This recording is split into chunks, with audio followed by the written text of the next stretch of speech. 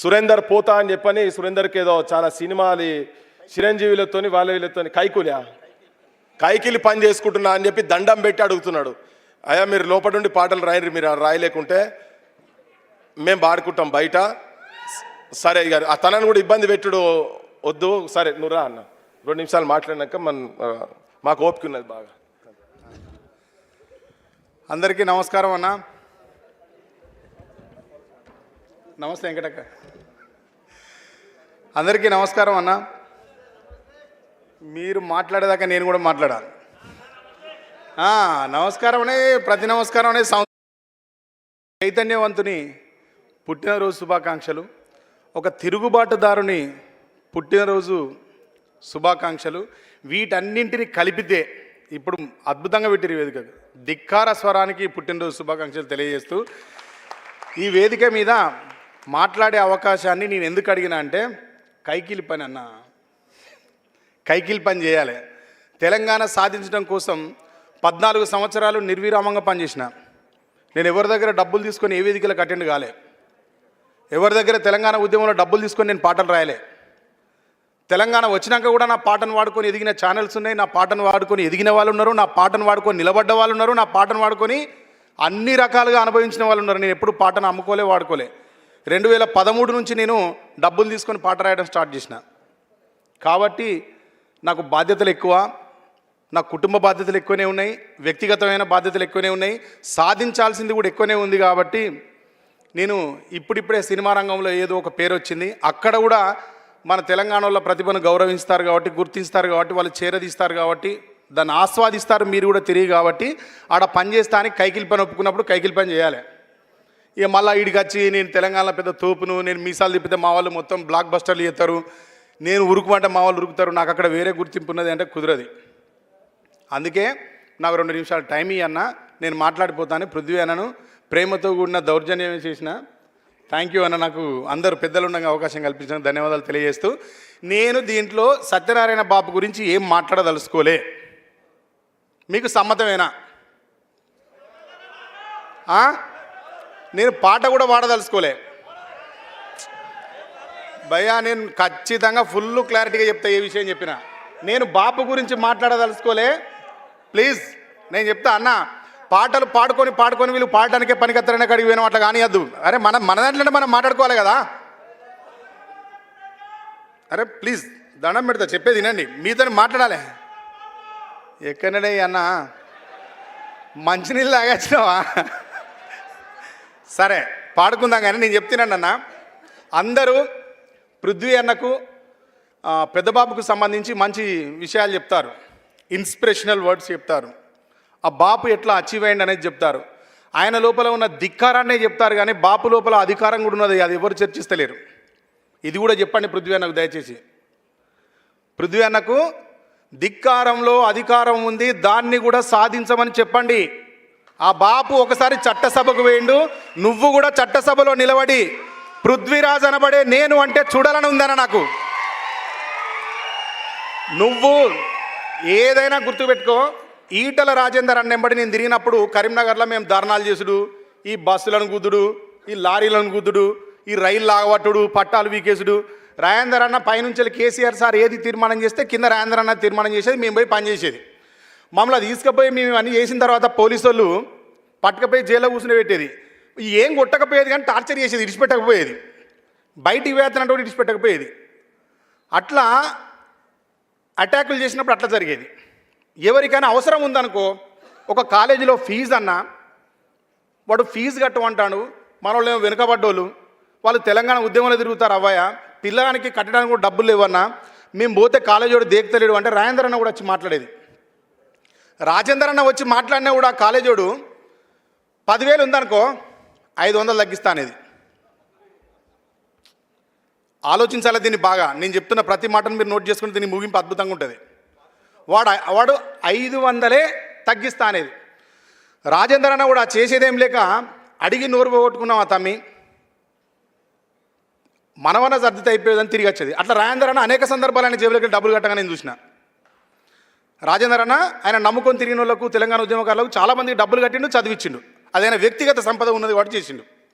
ఆ తర్వాత ఇంకా కొన్ని చోట్ల పోయేది మేము, అన్న పలానా కాడ పర్మిషన్ ఇస్తలేరన్నా, ఇక్కడ ఛాయ బండి పెట్టుకొని ఇస్తలేరన్నా, పెట్టుకున్న పూర్వం ఆగం చేస్తారన్నా, ఓడు హోటల్ పెట్టుకుంటే బెదిరిస్తారన్నా, పోలీసు వాళ్ళు రాసిన తీసేస్తారన్నా. జమ్మికుంట మాదే పేరు, వరుసగా ఈటల రాజేంద్రన్న 6 సార్లు 5 సార్లు గెలిచిండు. ఎటు చూసినా ఈటల రాజేంద్రన్న పేరే ఉంటుంది. ఇది కలెక్టర్ ఆఫీస్లో పని ఉందన్నా అని పోతే కలెక్టర్ ఆఫీస్లో పని చేయకపోయేది, రేషన్ కార్డు కోసం పోతే రేషన్ కార్డు ఇవ్వకపోయేది, నల్లా రాలేదు నల్లా పంపు కోసం పోతే మా అక్కల నల్ల వేయించాలని పోతే మా అక్కడ వాడకు పెద్ద మనిషి తమ్మి ఇజ్జత్ పోతున్నారా జర చెప్పురా అంటే పోయి మాట్లాడితే రాజేంద్రన్న దానికోసం మాట్లాడితే కూడా ఏ ఆఫీసర్ స్పందించలే, ఎవడు కూడా లెక్కలో తీసుకోలే. కానీ తెలంగాణ రాష్ట్ర సాధన అయిన తర్వాత ఆయన మంత్రిగా ఎన్నికైనాక చూడాలి భయ, కలెక్టర్ కాళ్ళకు చేతులు కాళ్ళు కట్టుకొని వచ్చి నిలబడ్డాడు. ఏం చేయమంటే అడ్జస్టానికి ఏ కాలేజీకి పోయి మేము నిలబడి చెప్తే ఈటల రాజేంద్రన్న పేరే పక్కన నిలబడితే వాడు చాలా గౌరవంగా తీసుకుపోయి కూర్చుండబెట్టి అడిగినంత ఇచ్చి చేసి పని పంపించిండు. అదే రాజేందర్ అన్న ఉద్యమానికి అధికారానికి పోరాటాలు చేసే వాళ్ళకు పరిపాలన చేసే వాళ్ళకి ఇంత తేడా ఉంటుంది తమ్మి అని చెప్పిన రోజు. ఆయన ఉద్యమకారిగా ఉన్నప్పుడు పోతే ఎవ్వడు మా మాట వినలే, గౌరవించిరు, అంతే గౌరవం మంచి పంపించారు. కానీ అన్న మంత్రి పదవిలో కూర్చున్న తర్వాత గవర్నమెంట్ వచ్చినాక ఎక్కడికి అక్కడ ఏ పని చెప్తే ఆ పని చేసిరు. కారణం ఏందన్నా అప్పటికిప్పటికంటే చెప్పిన రాజేంద్ర అన్న రోజు పవర్ తమ్మి, పవర్ అనేది సాధిస్తే ఇట్లా ఉంటుంది. అధికారం మన చేతుల్లో ఉంది కాబట్టి మనం చెప్తే వింటారు తమ్మి, లేకపోతే వినకపోతుండే అని చెప్పిండు. పృథ్వీ అన్న మీరు కూడా రాజేంద్ర అన్న లెక్క అధికారం సంపాదించాలి. అధికారం సంపాదించి అందరికీ దాన్ని సంపాదించడం ఎట్లనో కూడా మార్గదర్శకం మీరు అప్పుడు ఉండాలని కోరుకుంటాను. నేను ఈ విషయాన్ని చెప్పడానికే వచ్చిన. తండ్రి ఇప్పుడు మన దగ్గర సామెత ఉంటుందన్న, చెట్టోటైతే ఇత్తోటి అవుతుందా, ఇత్తోటైతే చెట్టోటి అవుతుందా. బాపు ఆల్రెడీ అద్భుతమైన వారియర్. ఆయన తెలంగాణ గురించి పాట రాసినప్పుడు ఆయనకు సమకాలీకులుగా ఉన్నవాళ్ళు, ఆయనతో పాటు కలిసి ట్రావెల్ చేస్తున్న వాళ్ళు, ఆయనతో పాటు ఉండి బతికిన వాళ్ళ టైం లైన్లో ఎవ్వరు కూడా తెలంగాణ గురించి పాట రాయలే. ఇది ఎవరు తక్కువ చేయడానికి చెప్తలేను నేను, ఏదో బాపుని ఎక్కువ చేయాలని చెప్తలేను నేను. ఆయనకు స్పృహ ఉన్నది, ఆ స్పృహ నీకు ఇన్బిల్ట్ వస్తుంది. వేప చెట్టుని ఎవరైనా వేపాకు తీసి నములితే చేదుగానే వస్తుంది భయ్య, కానీ దాంతోపాటు దాంట్లో నములుతూ ఉంటే తీయగా వస్తుంది అని చెప్తాడు వేమన. అట్లనే నీ లోపల నీ జీవితాన్ని చూసినామన్నా ఎంత ఎంత ఎంత ఎంత ఫీల్ అవుతాడు అన్న అంటే, ఎక్కడనో ఇక్కడ బాలసుబ్రహ్మణ్యం గారి విగ్రహం పెడితే ఎవ్వరూ మాట్లాడలేదు. ఎవరు అనే దాంట్లో నేను కూడా ఉన్నా, ఎవరినో నిందించడం కూడా కాదు, దీంట్లో నేను కూడా ఉన్నా. పృథ్వీ అన్న నేను కూడా మాట్లాడలే. తెలంగాణ ఉద్యమం జరుగుతున్నప్పుడు చాలా తీర్మానాలు చేసి, చాలా యుద్ధాలు చేసి, చాలా పోరాటాలు చేసి, చాలా పాటలు రాసి, వీలైనన్ని సభలకు తిరిగి మాట్లాడి వచ్చిన చైతన్యవంతులం నీ చుట్టూ ఉన్న వాళ్ళందరం. తెలంగాణలో ఉన్న చైతన్యం ఏదైనా ఉన్నది ఇప్పుడు సోషల్గా అంటే ఉన్న చైతన్యం మొత్తం కూడా మళ్ళీ నీ చుట్టూ ఉన్నది ఏదో రూపంలో, పాట రూపంలో, ఆట రూపంలో, మాట రూపంలో, పత్రిక రూపంలో, ఛానల్ రూపంలో, ఏ రూపంలో చైతన్యం తెలంగాణలో పుట్టినా అది పృథ్వీ అన్నతో కనెక్ట్ అయి ఉంటుంది. ఉండి మేము కూడా మాట్లాడడానికి కొంత వెనుక ముందు అయినాం. కానీ అన్న నిర్మోహమాటంగా నిలబడ్డాడు. ఇక్కడ నువ్వు నిలబడ్డప్పుడు నీ వెనకాల తెలంగాణ సమాజం అంతా నిలబడి ఉంటే చాలా బాగుండేదన్న. నేనేం చెప్తున్నా అంటే మీకు సూటిగా నేను చెప్పదలుచుకున్నది ఒకటే ఒక విషయం అన్న. ఇంత స్పృహ ఉన్న మీరు, ఇంత చైతన్యం ఉన్న మీరు ఒక కుర్చీలో కూర్చుండి దాన్ని పంచడం అనేది చేస్తే చూడాలనే తమ్మునిగా ఒక స్వార్థంతోనే చెప్తున్నా తప్ప ఇది వేరే ఉద్దేశం ఏమీ లేదు దీంట్లో. మీరు ఖచ్చితంగా చేయాలి అన్న, మీరు రాజకీయం చేయాలి. రాజకీయంగా మీ సీటు కోసం మీరు ఫస్ట్ చట్టసభలకు వెళ్ళాలని కోరుకుంటూ, ఇంత మంచి కొడుకుని కానీ మన అందరికీ అన్నగా, తమ్మునిగా, స్నేహితునిగా, మిత్రునిగా, శ్రేయోభిలాషిగా పృథ్వీ అన్నను అందించిపోయినందుకు ముచ్చెర్ల సత్యనారాయణ బాబుకు చేతులెత్తి దండం పెడుతూ ఈ కార్యక్రమానికి వచ్చిన మీ అందరికీ పేరు పేరున నమస్కరిస్తూ, ఈ వేదిక మీద అన్న ఆలోచన విధానాన్ని పంచుకోవడానికి ఇక్కడికి వచ్చినందుకు వేదిక ఉన్న పెద్దలందరికీ కృతజ్ఞతలు తెలియజేస్తూ, ఈ కార్యక్రమాన్ని యాక్చువల్గా నేను ఇక్కడ ఉండి చేయాలి, నేను కైకిలి పని చేయడం వల్లనే చేయలేకపోయినా. నీ దగ్గర నీకు ఏం లేదు, దీంట్లో వేరే మర్మం ఏం లేదు. కైకిలి పని ఒప్పుకోవడం వల్ల పోయినా. నేను నా పుట్టినరోజు నుంచి ఈ రోజు వరకు ఎటు తిరుగుతున్నాడో నాకే తెలుస్తుంది. వాడు ఎవడో ఎటో తీసుకుపోతాడో అటే పోతానా, ఆడనే రాసుడు ఇచ్చుడు వచ్చుడు ఇదే నడుస్తుంది. కానీ ప్రతి సంవత్సరం నీ తండ్రి సమాజం గురించి ఆలోచిస్తే సమాజం ఎక్కడో ఒక చోట ఆయన గురించి చేయాలి ఈ కార్యక్రమాన్ని. వర్ధంతినో జయంతినో ఎవరు చేయలే. వైఎస్ రాజశేఖర రెడ్డి గారు చనిపోయినప్పుడు, ఆయన కంఠంలో ప్రాణం ఉన్నప్పుడు, ఆయన కుర్చీ మీద కూర్చున్నప్పుడు, ఆయన పరిపాలన చేస్తున్నప్పుడు, ఆయన అణచివేత చేస్తున్నప్పుడు అమ్మనాబూతులు తిట్టిన తెలంగాణ ప్రజలు కూడా ఆయన చచ్చిపోతే ఊరూరా ఒగ్గు కథలు కూడా చెప్పించారు. సంఘాల వారీగా చెప్పించారు. ఇన్ని సంఘాలకు చైతన్యవంతం చేసి ఇంత ప్రజలను సమీకృతపరిచి అద్భుతమైన చైతన్యాన్ని, జ్ఞానాన్ని, వారసత్వాన్ని ఇట్లా ఇచ్చిపోయిన బాపు జయంతిని, వర్ధంతిని పండుగగా రాబోయే సంవత్సరం ఏదైనా ఒక మా జిల్లాలో మేము చేస్తామన్నా. వరంగల్ జిల్లాలో మా కళాకారులందరి తరపున నేను మాటిస్తున్నా, 100% ఈ వేదికని అక్కడ జరుపుతా. ఈసారి మీరు నా కోసం వరంగల్కి టైం ఇవ్వండి బాపు జయంతికి. థ్యాంక్ యూ సో మచ్ అన్న, ఇంత ఓపికగా నా మాట విన్నందుకు, ఇక్కడ దాకా నన్ను ఆహ్వానించి నాకు ఎర్లీగా ఈ పోడియం ఇచ్చినందుకు ధన్యవాదాలు తెలియజేసి సెలవు తీసుకుంటున్నా. నేను పాట పాడానని చెప్పిన అన్న, ఇప్పుడు కాదు, పాడితే బాపు రిలేటెడ్ పాడాలి, బాపు మీద నేను పాట రాయలేదన్నా. సరే, మేము వరంగల్ కాబట్టి వరంగల్ ముచ్చట చెప్తాం, మళ్ళీ ఎవరు ఫీల్ కావద్దు. నేను ఇదేదో మా వరంగల్ మీద ప్రేమతో పాడతలేను, అంటే బాపుకి రిలేటెడ్గా వరంగల్లో పుట్టింది కాబట్టి అది ఆయనకు అమిరిపోతుంది అని పాడుతున్నా అంతే. ఓరుగల్లు వనం కొత్త చిగురు దొడిగెనో, చిగురాకు దొడిగెనో, నింగి వంగి ఆ కొమ్మల ముద్దులాడెనో, ముచ్చటలాడెనో, మొగిలి చెర్ల మట్టి మీద పూలు పూసెనో, అవి పరిమళించెనో, ఆ పరిమళాలు మోసుకెళ్ళ గాలి వచ్చెనో, చేయూతనిచ్చెనో, రాలిన పువ్వులు కొన్ని రాగమెత్తుతుంటే, పూసిన పువ్వులు మొత్తం పోరుకు సై అంటే, నల్ల మల్లవనం కొత్త చిగురు దొడిగెనో, చిగురాకు దొడిగెనో, నింగి వంగి ఆ కొమ్మల ముద్దులాడెనో, ముచ్చటలాడెనో. Thank you.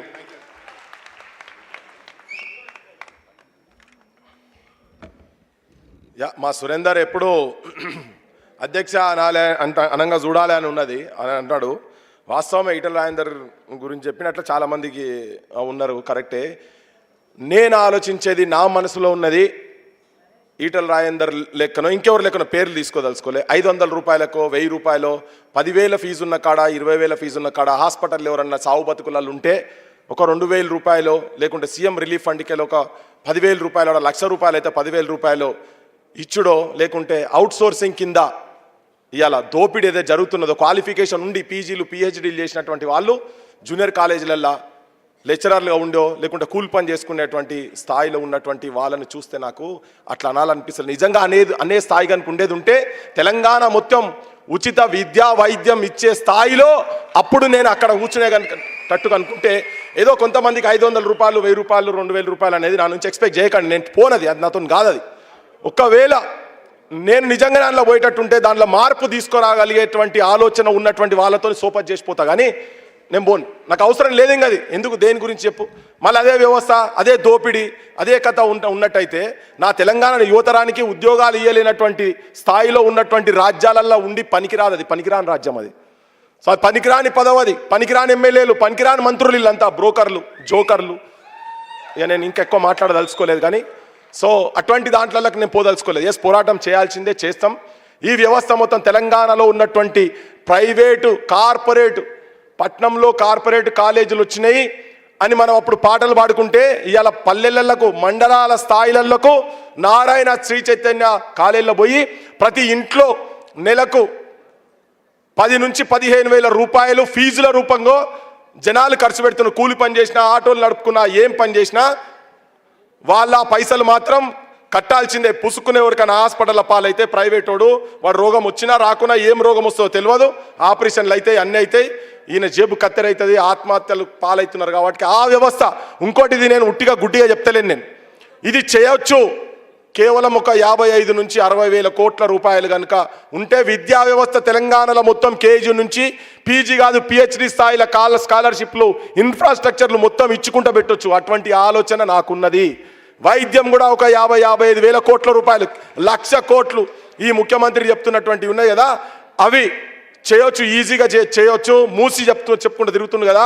1,00,000 కోట్ల రూపాయలు ఉండేది ఉంటే తెలంగాణలో ప్రతి ఇంట్లో నెలకు 15 నుంచి 20,000 రూపాయలు బ్యాంకులలో వాళ్ళ బ్యాంకుల ఖాతాలలో పెట్టుకునే స్థాయిలో ఆర్థికంగా కూడా ఉపయోగపడేటట్టు చేయొచ్చు అనేది నాకున్నది లోపట. నేను ఆలోచనతో పోతున్నా. నాకెవడన్నా శవాలు మోసినటువంటి భుజాలు కాదే, శవాలు మోసినటువంటి భుజాలు ఇవన్నీ చనిపోయినటువంటి వాళ్ళని కావచ్చు ఇప్పటికీ ఆత్మహత్యలు చేసుకుంటుంటే మనసు కాలుతుంటుంది. ఎవరైనా లట్లతోని నిరుద్యోగ యువకులను పీజీలు పిహెచ్డీలు చేసి గ్రూప్ 1లు సివిల్ సర్వీసెస్ పరీక్షలు రాసి అటువంటి నౌకర్లు ఇవ్వాల్సినటువంటి వాళ్ళను రోడ్ల మీద నేను ఆ పెద్ద ఆడో ఉన్నారు ఇట్లా మాట్లాడదు కానీ లంజా కొడుక అని చెప్పని తిట్టిన పోలీసు వ్యవస్థ కాదు మాకు, అది కాదు కావాల్సింది. ఇప్పటి వరకు వాడు సస్పెండ్ కానుండే, డిస్మిస్ కానుండే. కానీ తెలంగాణ నిరుద్యోగిని నువ్వు ఇచ్చిన ప్రామిసెస్కు, మీ రాజకీయ వ్యవస్థలు ఇచ్చినటువంటి ప్రామిసెస్కు మీరు ఎందుకు నెరవేర్చలేరని రోడ్ల మీదకి వచ్చి అడిగితే నువ్వు ఆ బూతు మాట తిట్టినావు చూసినావా, ఇప్పటికే స్పందన లేదు కదా. అటువంటి రాజకీయ వ్యవస్థను మనకు అవసరం లేదు తెలంగాణకు, అది కాదు మనకు కావాల్సింది. ఇగో ఇటువంటి మహానుభావుల ఆలోచనలు తీసుకొని జనం లోపలికి పోదాం. నిజమైన మార్పు, నిజమైన రాజకీయ వ్యవస్థ గురించి పోవాలనే ఆలోచన నాకున్నది కనుక నేను దానికి పోను.